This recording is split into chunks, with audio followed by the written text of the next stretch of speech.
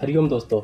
सनातन, हम बड़े गर्व से कहते हैं कि हाँ मैं सनातनी हूँ, या जयकारा लगाते हैं अलग अलग देवी देवताओं के।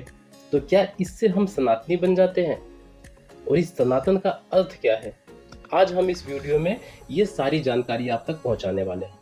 तो आपका स्वागत है इन्फॉर्मेशन वॉरियर की एक और नई वीडियो में। सनातन का मतलब है शाश्वत, समय से परे। वहीं कुछ लोग कहते हैं जो पुरातन है वही सनातन है, बस सनातन हो गया। पुरातन है यह तो सत्य है, लेकिन इसके साथ यह भी भाव आ जाएगा कि जो पुराना है वह कभी नया भी होगा, और जो नया है वह कभी पुराना भी होगा, उसके बाद वो खत्म भी होगा। तो क्या सनातन धर्म भी खत्म हो जाएगा? क्योंकि जो पुरातन है वो तो सनातन है। तो ये आपकी गलतफहमी है दोस्तों। सनातन का अर्थ पुराना नहीं है। इसके लिए भगवान श्री कृष्ण ने गीता में अर्जुन से कहा है कि हे पार्थ, जो छेदा नहीं जाता, जलाया नहीं जाता, जो सूखता नहीं, जो गीला नहीं होता, जो स्थान नहीं बदलता, कौन है वो? तो ऐसा रहस्यमय गुण तो केवल परमात्मा में ही होता है। जो सत्ता इन दिव्य गुणों से परिपूर्ण हो वही सनातन कहलाता है, वही सनातन कहलाने योग्य है। अर्थात ईश्वर ही सनातन है, जो ना तो कभी नया रहा और ना ही कभी पुराना होगा, ना ही इसका कोई शुरुआत है और ना ही इसका कोई अंत है। अर्थात ईश्वर को ही सनातन कहा गया है। हम कहते हैं कि हम सनातनी हैं, सनातन के अनुयायी हैं। तो हम सनातनी कब बनेंगे?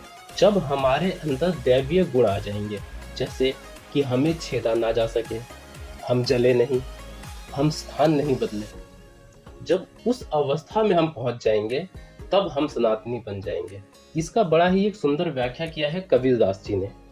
कबीरदास जी कहते हैं, अब मन पलट सनातन हुआ, तब जाना जब जीवित मुआ। अर्थात ध्यान की उच्च अवस्था जिसमें हम ईश्वर से एकाकार हो जाते हैं, उसी में विलय होकर उसी के रूपाकार हो जाते हैं, उस अवस्था को सनातन कहा गया है। और ये अवस्था कब आती है? जब हमारी दिव्य दृष्टि खुल जाती है। उसके बाद हम ईश्वर से एकाकार हो जाते हैं, ईश्वर में विलय हो जाते हैं। उस अवस्था में हम सनातन को प्राप्त करते हैं। आप जयकारे लगाइए, आप सनातन धर्म को मानिए, ईश्वर की पूजा कीजिए, बहुत अच्छी बात है। लेकिन ईश्वर को पाने के लिए आपको ध्यान लगाना पड़ेगा। उसी ध्यान की अवस्था को सनातन कहा गया है। बाकी हमारे भारत देश में कितने ही प्रकार के संप्रदाय हैं, जिसको कुछ लोग धर्म भी कहते हैं, जैसे इस्लाम धर्म हो गया, बौद्ध धर्म हो गया, सिख हो गए। तो ये सारे धर्म नहीं है, ये संप्रदाय हैं जिनकी उत्पत्ति हुई है। लेकिन सनातन ही एक ऐसा धर्म है जिसकी कोई उत्पत्ति नहीं है, ना ही इसका कोई आदि है और ना ही कोई इसका अंत है। कुछ लोग जो है वो सनातन को हिंदू से जोड़ते हैं। हिंदू नाम ऐसे पड़ा कि जब मध्यकाल में तुर्की और ईरानियों ने जब हिंदुस्तान पे हमला किया तो वो सिंधु नदी के द्वारा भारत में उन्होंने प्रवेश किया।